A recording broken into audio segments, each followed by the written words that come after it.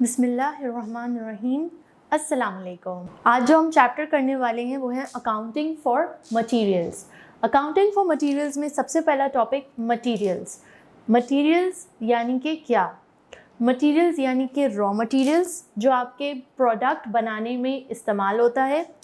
Work in progress जो आपका माल रखा हुआ है, पूरा बना नहीं है, कंप्लीट नहीं हुआ प्रोडक्ट, अभी प्रोसेस में है, अभी वो प्रोसेस से गुजर रहा है, अभी वो फिनिश गुड में तब्दील नहीं हुआ, तो that is work in progress. And तीसरा, आपके पास जितने भी आपके कंपनी में फिनिश्ड गुड्स रखे हैं वो तमाम के तमाम raw material, work in progress, finish goods, ये सारे के सारे क्या कहलाते हैं?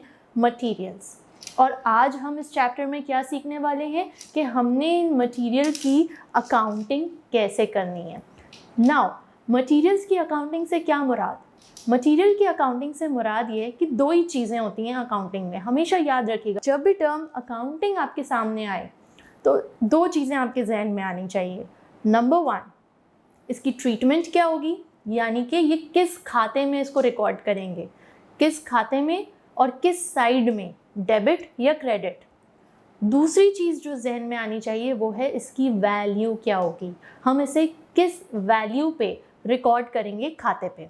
ठीक है, अब हमारे पास रॉ मटेरियल्स हैं। रॉ मटेरियल्स हमने यकीनन सप्लायर से ख़रीदे होंगे, तो जो हम रॉ मटेरियल सप्लायर से ख़रीद रहे हैं उसकी कोई ना कोई कॉस्ट आई होगी। उस कॉस्ट को हमने वैल्यू निकाल ली कि ये इसकी कॉस्ट आई है, दैट इज़ द वैल्यू। अब उसको ट्रीटमेंट क्या करनी है, उसकी ट्रीटमेंट क्या करेंगे, वो हम according to the accounting rules, accounting principles and accounting rules के मुताबिक हम इसकी, इन तीनों की हम ट्रीटमेंट करेंगे। तो इस चैप्टर में आज हम देखेंगे कि मटेरियल्स, ये चैप्टर पूरा का पूरा हमें मटेरियल्स के अराउंड घुमाएगा और हमें बताएगा कि in real life in materials को किस तरह से रखा जाता है, इनकी ट्रीटमेंट कैसे की जाती है, इनकी वैल्यूएशन, इनकी वैल्यू किस तरह निकाली जाती है। एंड मोर ओवर, हम ये पढ़ क्यों रहे हैं, हम ये चैप्टर पढ़ क्यों रहे हैं, रियल लाइफ में इसका क्या अमल दखल, या हम ये चैप्टर मैनेजमेंट के सब्जेक्ट में पढ़ रहे हैं तो इससे हासिल क्या होगा हमें। इस नॉलेज को लेकर हमें हासिल ये होगा कि जब हम प्रैक्टिकली किसी कंपनी के मैनेजमेंट अकाउंटेंट बनेंगे तो हमें डिसीशंस लेने में आसानी होगी और हम जितना अच्छे से इसको समझेंगे उतना बेहतरीन तरीके से इसे मैनेज कर सकेंगे और फिर इसकी अकाउंटिंग भी हम उसी पैटर्न पे रख सकेंगे। देखें, सीधी सी बात है, सीधी सी बात है, आप समझें, इस चैप्टर में आपने ये समझना है कि आप एक सुपरमार्केट के ओनर हैं। अगर आप इस चैप्टर को बहुत अच्छे से समझना चाहते हैं, so think yourself to be an owner of a supermarket. You are owner of supermarket. अब सुपरमार्केट का क्या निज़ाम है? सुपरमार्केट का सबसे पहले बिजनेस क्या है? बिजनेस है ग्रॉसरी आइटम्स, बिजनेस है कि उसमें बहुत सारे आपको house hold items, grocery items, food and beverages, और बहुत सारी सुपरमार्केट्स में मेडिसिन काउंटर भी होता है। तो मेडिसिनल आइटम्स, मेकअप काउंटर्स होता है, ब्यूटी एंड हाइजीन के लिए चीज़ें होती हैं। बाज़ दफ़ा कुछ किड्स कॉर्नर भी बना होता है, छोटे मोटे टॉयज़ वगैरह भी मिल जाते हैं। आजकल के सुपरमार्केट्स में कपड़े वगैरह भी थोड़े बहुत रखे होते हैं। ठीक है, तो ये सुपरमार्केट का पूरा बिजनेस है कि जहाँ पे they are selling goods, finished goods. और ये जो गुड्स ये सेल कर रहे हैं ये आ कहाँ से रहे हैं? डेफिनेटली बहुत सारे सप्लायर्स हैं जो सप्लाई कर रहे हैं माल, और सुपरमार्केट क्या कर रहे हैं? उस प्रोडक्ट को, उन एंटिटीज़ को, उन प्रोडक्ट्स या गुड्स को अपने वेयर हाउस में स्टोर कर रहे हैं, और वेयर हाउस में स्टोर करके फिर वहाँ वेयर हाउस से निकाल के कहाँ लेकर जा रहे हैं? सुपरमार्केट की शेल्फ्स पे। सुपरमार्केट की शेल्फ से जब वो माल बिक जाता है तो फिर क्या होता है? जब वो माल बिक जाता है तो शेल्फ खाली हो जाता है, लिहाजा शेल्फ को रीफिल करना है। सो आज के चैप्टर में आपने ये सोचना है कि आप सुपरमार्केट के मालिक हैं और आप इसकी तमाम इन्वेंट्री को मैनेज कर रहे हैं, और आपने एज अ इन्वेंट्री मैनेजर वहाँ पे नज़र रखनी है कि मेरे सुपरमार्केट में कितना माल आ रहा है, कितना माल रखा हुआ है, कितना माल बिक गया, कितना माल शेल्फ पर रखा हुआ है, कहाँ से ऑर्डर करना है प्लेस, ऑर्डर कौन से सप्लायर से प्लेस करें, कौन सा सप्लायर मुझे बेहतरीन डिस्काउंट दे रहा है, माल क्या रखे रखे ख़राब तो नहीं हो रहा है। अगर वेयर हाउस में माल रखे रखे ख़राब हो रहा है तो उसका क्या किया जाए? अच्छा, इसकी रिकॉर्डिंग कहाँ की जाए? अकाउंटिंग ट्रीटमेंट क्या किया जाए? डेबिट साइड में डाला जाए, क्रेडिट साइड में डाला जाए? कब कौन सी चीज़ डेबिट होगी, कब कौन सी चीज़ क्रेडिट होगी? ये तमाम चीज़ें हम देखेंगे हमारे आज के चैप्टर में, accounting for materials. Alright, materials के बारे में पढ़ रहे हैं, अकाउंटिंग फॉर मटीरियल्स देख रहे हैं।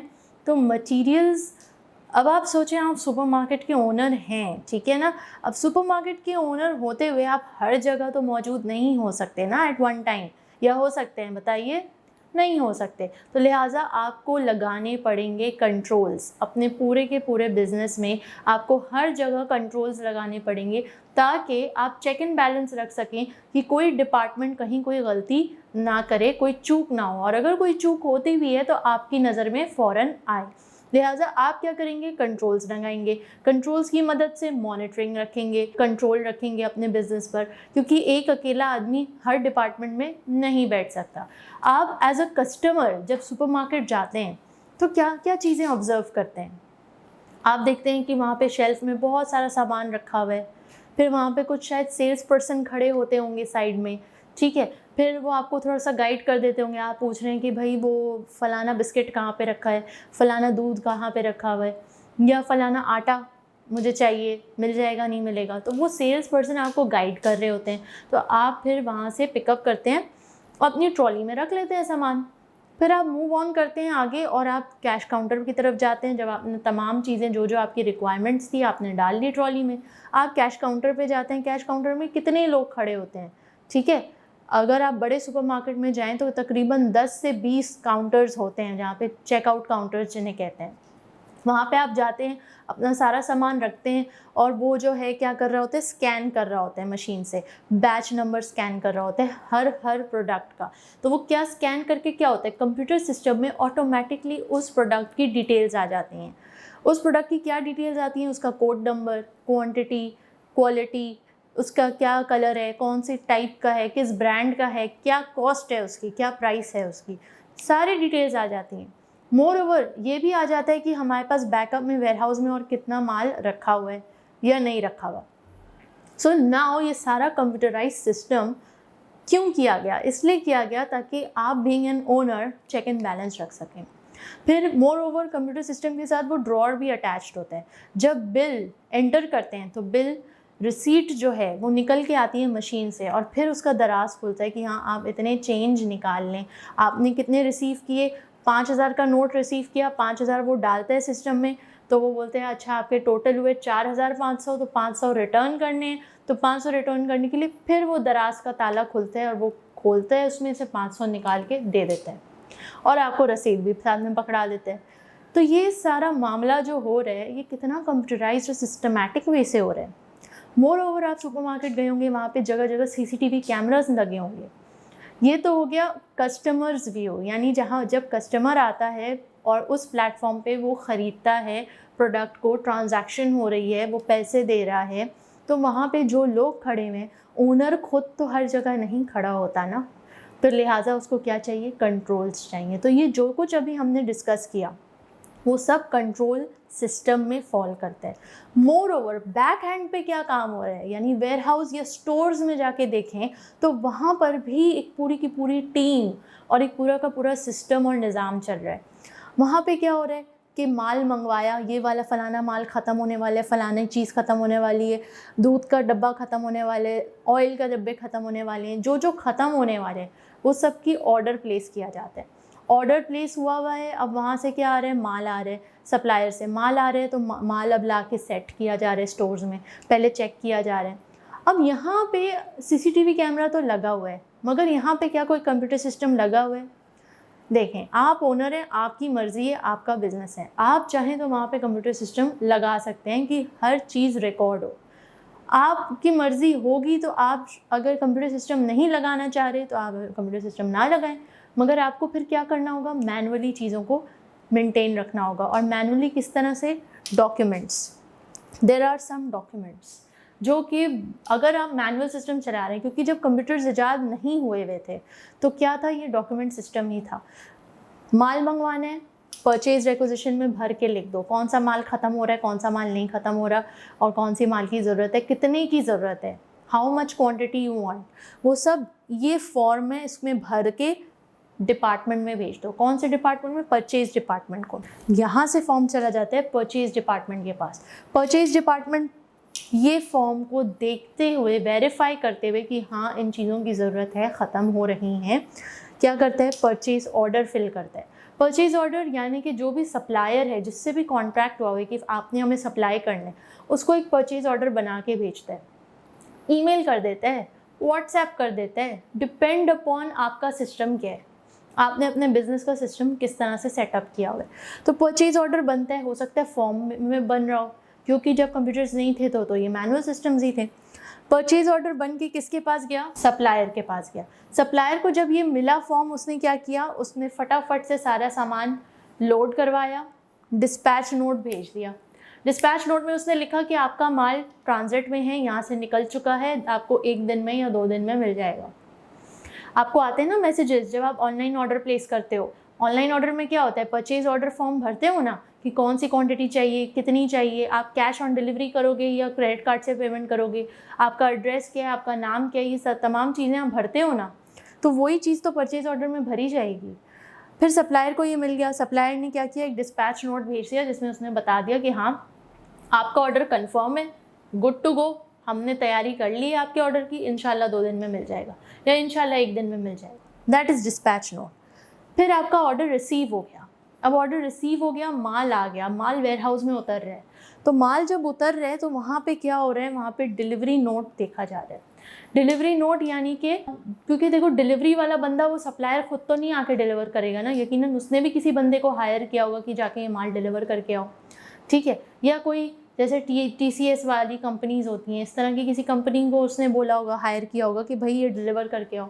तो डिलीवरी नोट बेहद ज़रूरी डॉक्यूमेंट है। क्यों? ताकि इसमें ये पता चल सके कि जो बंदा है, जो डिलीवरी मैन है, उसने डिलीवर कर दिया, और जिस बंदे ने परचेज़ ऑर्डर किया था उसने साइन कर दिया कि हाँ ऑर्डर रिसीव्ड। जब ऑर्डर रिसीव हो गया, उसको साइन मिल गए, तो ये क्या है? एज एन एविडेंस, ये एक एविडेंस हो गया। ये तमाम डॉक्यूमेंट्स एज एन एविडेंस है कि कल को खुदा ना खास्ता कोई मसला होता है, कहीं कुछ गड़बड़ होती है, तो आप फ़ौरन से डॉक्यूमेंट उठाओगे, देखोगे उसमें डेट भी लिखी होगी, क्या चीज़ आई है, क्या चीज़ गई है, किसके सिग्नेचर हैं, किसने ऑथराइज़ की है, वो सारा डिटेल आपको इस डॉक्यूमेंट से मिल जाएगा। तो डिलीवरी नोट एक कॉपी जिस पर्सन ने रिसीव किया उसे दी जाती है, और एक कॉपी वो खुद रखता है जिसमें वो साइन ले लेता है बंदे से जिसने रिसीव किया ऑर्डर, ताकि वो जाके अपने मालिक को या सप्लायर को दिखा सके कि देखो मैंने तुम्हारा माल डिलीवर कर दिया, ताकि वो उसे पेमेंट इशू कर सके। Then goods receive note. Goods receive note, जिसने भी रिसीव किया ऑर्डर, जब उसने देख लिया कि हाँ यही सारा माल था जो हमने मंगवाया है, अब वो गुड्स रिसीव नोट बनाएगा। गुड्स रिसीव नोट में वो डिटेल लिखेगा कि कितना माल रिसीव हुआ और उसकी कंडीशन क्या थी, नया था, टूटा हुआ था, कहीं ऐसा तो नहीं कोई क्रैक था, या ऐसा तो नहीं कि दूध का डब्बा मंगवाया और वो एक्सपायर्ड था। तो उसी वक्त वो डिलीवरी नोट के साथ ही एक गुड्स रिसीव नोट फटाफट से बनाएगा, और इसकी एक कॉपी एक अकाउंट्स डिपार्टमेंट में भेज देगा और एक कॉपी अपने पास रख लेगा। कौन अपने पास रखेगा? Stores department. स्टोर्स डिपार्टमेंट कौन है? वेयर हाउस वाले, जो वेयर हाउस मैनेज कर रहे हैं। Next, material requisition note. अब सारा का सारा माल कहाँ आ गया है? एक जगह, कंपनी के वेयर हाउस में, सुपरमार्केट के वेयर हाउस में। अब उस वेयर हाउस से हर डिपार्टमेंट को माल जाएगा। कंपनी में जितने भी डिपार्टमेंट्स हैं, जिसको जिस चीज़ की ज़रूरत थी, जिसने रिक्विजिशन नोट भर के भेजा था, उसे वो मटेरियल्स दिए जाएंगे कि हाँ रिसीव हो गए हैं, अब आप रखो और कस्टमर्स को बेचो। अब अगर सुपरमार्केट लें तो हो सकता है बड़े सुपरमार्केट में सेक्शंस बने होते हैं, डिपार्टमेंट्स तो नहीं होते मगर सेक्शंस होते हैं। आप उसको डिपार्टमेंट भी कह सकते हैं, क्योंकि हर सेक्शन को अलग अलग लोग हो रहे होते हैं जो मैनेज कर रहे होते हैं। एक हो गया आपका मीट डिपार्टमेंट, वहाँ पे चिकन, मटन, फ़िश, वो सारी चीज़ें मिल रही हैं, ठीक है। फ्रोज़न आइटम्स जो भी होते हैं वो सारे, वो भी नॉन वेज, वो मिल रहे हैं। फिर एक डिपार्टमेंट हो गया वेजिटेबल्स मिल रही हैं। एक साइड, एक सेक्शन हो गया फ्रूट्स मिल रहे हैं, एक सेक्शन हो गया नट्स मिल रहे हैं, एक सेक्शन हो गया टॉयज़ फॉर द चिल्ड्रन, एक सेक्शन हो गया मेडिसिन्स, एक सेक्शन हो गया फूड आइटम्स, ग्रॉसरी आइटम्स, आटा, चीनी, दाल, चावल।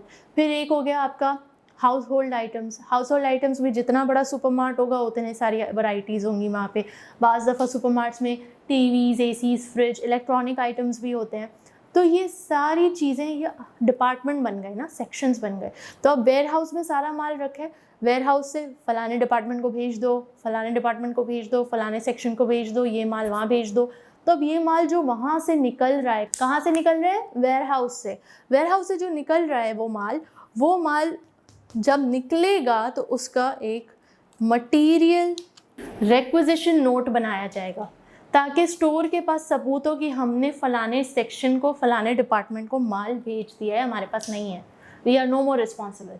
जो वेयर हाउस की मैनेजमेंट है वो ये नोट बना के साइन लेके कि हाँ आपने रिसीव कर लिया, दे देगी, ताकि कल को वो बोलें कि हमारे पास तो माल ही नहीं है या मिस हो गया, 5 आइटम कम है, तो वो बोलेंगे वेयर हाउस वाले तुम लोग ने तो भेजा नहीं, हमें 5 आइटम कम है, हमारी शेल्फ नहीं पूरे हो रहे, शेल्फ खाली रखे हुए हैं। तो बोलेगा मैंने भेज तो दिया, तुमने 20 की डिमांड की थी, 20 आए थे, 20 भेज दिए मैंने आपके पास। तो वो बोलेगा नहीं हमें 5 तो शॉर्ट हैं, 5 शॉर्ट हैं, 5 शॉर्ट है। अब भैया 5 गए कहाँ? अब आप ओनर हो सुपरमार्केट के, आप तो सोचोगे ना कि 5 आइटम्स नहीं हैं, गए कहाँ? निकालो सारे डॉक्यूमेंट्स निकालो। तो आप बोलोगे मटेरियल रिक्विजिशन नोट कहाँ है? तो स्टोर मैनेजर बोलेगा ये लीजिए मटेरियल रिक्विजिशन नोट। अब उसमें किसके दस्तखत हैं? आपने यहाँ से तो निकाले मगर वहाँ रिसीव किसने किए, किसके दस्तखत हैं, कौन है और किसने उसे रिसीव किया है? अच्छा वो बंदे हैं, वो तो आज एब्सेंट है, वो तो आया ही नहीं, क्या बात है, फ़ोन करो उसे, कहाँ है वो? फ़ोन कर रहे हैं, उठा ही नहीं रहा, 2-3 दिन, 4 दिन, 1 हफ्ता वो आया ही नहीं। पता चला वो 5 यूनिट्स लेकर भाग गया, फ़रार हो गया। पता चला इससे, इस डॉक्यूमेंट से क्या हुआ पता चला, आइडेंटिफाई हुआ, इन्वेस्टिगेट हुआ और मामले की जड़ तक हम पहुँचे कि हुआ क्या। सीसीटीवी कैमरा फुटेज निकाली, देखो भाई क्या हुआ है पिछले 7 दिनों में, कहाँ ये माल गया है, इस तारीख को क्या हुआ है, जिस तारीख को यहाँ से माल निकला था, पूरा सीसीटीवी फुटेज देखो। पता चला उसने बैक साइड गेट से, कोई नहीं देख रहा था, इधर उधर झाकड़ी मारी और 5 यूनिट्स लेकर चला गया, और अब तो वो वापस भी नहीं आने वाला। नाउ मटीरियल ट्रांसफ़र नोट एक डिपार्टमेंट में आ गए, 5 मटीरियल गलती से वो किसी और डिपार्टमेंट में जाने थे, तो लिहाजा उन्हें ट्रांसफ़र किया जाए, या हो सकता है 5 एक्स्ट्रा आ गए उन्हें रिटर्न किया जा रहा हो, या 5 किसी और डिपार्टमेंट की ज़रूरत थी तो वहाँ ट्रांसफ़र, मतलब स्टोर से निकला माल जाना था डिपार्टमेंट ए की तरफ, डिपार्टमेंट ए को नीड नहीं थी, उसने कहा डिपार्टमेंट बी को नीड है, डिपार्टमेंट डी को ट्रांसफ़र कर दो। तो अब वहाँ से निकला डिपार्टमेंट ए का बोलकर यहाँ पहुँच के पता चला डिपार्टमेंट बी को ज़रूरत है, तो डिपार्टमेंट बी को स्विच कर दिया। जब डिपार्टमेंट बी को स्विच कर दिया तो उसके लिए भी एविडेंस का होना बेहद ज़रूरी है, which is known as material transfer note. Next material return note. अब ज़ाहिर है माल वापस भेज दिया स्टोर्स में, तो मटीरियल रिटर्न नोट। अगर यहाँ पे भी हम लिखते हैं मटीरियल रिटर्न नोट, यानी मटीरियल डिफेक्टेड निकला, कस्टमर ने पिन पॉइंट करके बताया कि आपका ये माल डिफेक्टेड है, यहाँ से रिटर्न हुआ स्टोर्स को, स्टोर से रिटर्न होगा सप्लायर को, ठीक है। फ़ोन खड़काया जाएगा सप्लायर को कि भैया आपका ये फलाना माल तो डिफेक्टेड है। सप्लायर बोलेगा जिस दिन तुमने माल रिसीव किया था उस दिन, जब तुम गुड्स रिसीव नोट बना रहे थे उस दिन तुमने क्यों नहीं बताया? वो सर नज़र से चूक गया, वो कस्टमर तो नहीं ख़रीद रहा, कस्टमर बोल रहा है इसमें फ़लाना डिफेक्ट है, हमें लगा कि चल जाएगा, हमने आगे कर दिया। नहीं, तुमने उसी दिन बताना था जब तुमने गुड्स रिसीव किए, अब तुम बता रहे हो 1 हफ़्ता गुजरने के बाद, मैं कैसे मान लूँ कि ये हमारी गलती है, हमारे तरफ से डिफेक्टेड माल आए? हो सकता है तुम्हारे पास रखे रखे टूट गया हो, या तुम लोग की लापरवाही की वजह से टूट गया हो, या कस्टमर ने खुद डिफेक्ट कर दिया हो। तो ये सारे मामलात अब चल रहे हैं, हम कहाँ किधर की बात कर रहे हैं? एक बिज़नेस के अंदर घुस के हम उस बिज़नेस की बात कर रहे हैं, और वो बिज़नेस कौन सा है? सुपरमार्केट का। और वो सुपरमार्केट में बेहतरीन एग्जाम्पल है जिससे आप ये मटेरियल्स की पूरी हेरा फेरी समझ सकते हो कि भाई हो क्या रहा है, मटेरियल्स आ कहाँ से रहे हैं, जा कहाँ रहे हैं, और ये डॉक्यूमेंट्स की आखिर ज़रूरत क्यों है, नीड क्यों है, एविडेंस, कंट्रोल्स लगाने की नीड क्यों है, ताकि आपके पास सबूत रहे, आप आइडेंटिफाई कर सके प्रॉब्लम को, वक्त पर आइडेंटिफाई हो और वक्त पर इन्वेस्टिगेशन करके प्रॉब्लम की जड़ तक पहुंचा जाए और मामले को सुलझाया जाए। ओके, मोर ओवर हम ये सारे डॉक्यूमेंट्स आखिर क्यों मेंटेन करें या क्यों रिकॉर्ड कीपिंग के लिए रखें, तो उनके ये रीजंस हैं। Number 1, that enough inventory is held, यानी इन्वेंट्री आपके पास सफिशेंट इनफ हो स्टोर्स में। ऐसा ना हो कि सुपरमार्केट कोई कस्टमर गया है और शेल्फ्स खाली पड़े, वो कह रहे हैं मुझे दूध का डब्बा चाहिए, नहीं है, घी चाहिए, नहीं है, वो ख़त्म हो गई, सर कल आ जाइएगा। भाई एक दफ़ा ऐसा होगा कस्टमर चला जाएगा, दूसरी दफ़ा फिर आएगा, फिर ऐसा हुआ, फिर कस्टमर चला जाएगा, तीसरी दफ़ा तो वो बोल बैठेगा कि भैया ये सुपरमार्केट बेकार है, इनकी मैनेजमेंट, इनके शेल्फ हर वक्त खाली रहते हैं, जो चीज़ पूछो ख़त्म हो गई है, जो चीज़ पूछो सर कल आ जाइएगा, जो चीज़ पूछो सर परसों आने वाले है consignment, so on and so forth. तो this is a very bad और poor management from the part of the supermarket. It's a very very poor management. Therefore अब क्या किया जाए ताकि ये मिस्टेक्स ना हो, क्योंकि इस तरह तो आप कस्टमर लूज़ कर देंगे, और कस्टमर लूज़ कर देंगे मतलब आप अपनी सेल्स लूज़ कर रहे हैं, सेल्स लूज़ कर रहे हैं, प्रॉफिट नहीं आएगा, प्रॉफिट नहीं आएगा, आप अपने खर्चे कैसे निकालोगे, खर्चे नहीं निकालोगे तो सर्कल कैसे चलेगा, साइकिल कैसे चलेगा, आप कैसे बिजनेस करोगे, आप कैसे सर्वाइव कर पाओगे मार्केट में इतने टफ कॉम्पिटिशन में. Therefore, you have to be prim and proper and maintain your stores department or warehouse department in a very organized way and well managed. Okay? तो उसके लिए क्या चीज़ें ज़रूरत है, उसके लिए ये डॉक्यूमेंट्स का होना, सिस्टम के मुताबिक चलना, कंट्रोल्स का मौजूद होना बेहद ज़रूरी है. Next, that there is no duplication of ordering. ऐसा ना हो कि ऑलरेडी माल रखा हुआ है, ज़रूरत नहीं है, मगर बिकॉज ये डॉक्यूमेंट्स अवेलेबल नहीं थे या जो जिस बंदे को वहाँ बैठाया गया वो कॉम्पिटेंट नहीं था, इन्फॉर्म्ड नहीं था, मिस इन्फॉर्म था, या कोई मिसकम्युनिकेशन हो गई और उसने दोबारा से वही मंगवा लिए उतने ही पैकेजेस. अब क्या होगा इसका नतीजा? नंबर 1, आपकी कॉस्ट, आपको पैसे देने पड़ेंगे, और बिला वजह आपके पास ऑलरेडी स्टॉक रखा हुआ था मगर आपने देखा नहीं, आपकी कोई लापरवाही हुई या कोई गलती हुई, कहीं भी कोई भी मिस्टेक होती है तो आपको उसकी कॉस्ट बेयर करनी पड़ेगी. मोर ओवर, अब वो डिमांड तो उतनी है नहीं जितनी डिमांड थी, आपने मंगवा के रखे हुए थे, आपने एक्स्ट्रा 20 डब्बे मंगवा लिए, तो अब कौन ख़रीदेगा, और अगर वक्त पे वो बिके नहीं तो एक्सपायर होने का ख़तरा, क्योंकि फूड आइटम है. राइट और रॉन्ग? तो ये सारी चीज़ें आपको बड़ा ही ख्याल रखना पड़ेगा इन चीज़ों का अगर आप एक सुपरमार्केट जैसा बिज़नेस स्टार्टअप करना चाह रहे हैं. Therefore we are studying materials. अच्छा, ये तो सिर्फ सुपरमार्केट के एग्जांपल से हम समझ रहे हैं ना, लेकिन आप इसको कहीं भी अप्लाई कर लो, किसी भी बिज़नेस मॉडल पे, चाहे वो जूते बनाने वाली फैक्ट्री क्यों ना हो, चाहे वो कपड़े बनाने वाली फैक्ट्री क्यों ना हो, कोई कंपनी कपड़े बना रही है, डिज़ाइन कर रही है, आउट ऑफ फैशन हो जाएंगे, रॉ मटेरियल मंगा के रखे रहो, ख़राब हो जाएगा, फट सकता है, पुराना लगता है. ठीक है, तो ये सारे फैक्टर्स हैं. Next, the quantity is maintained.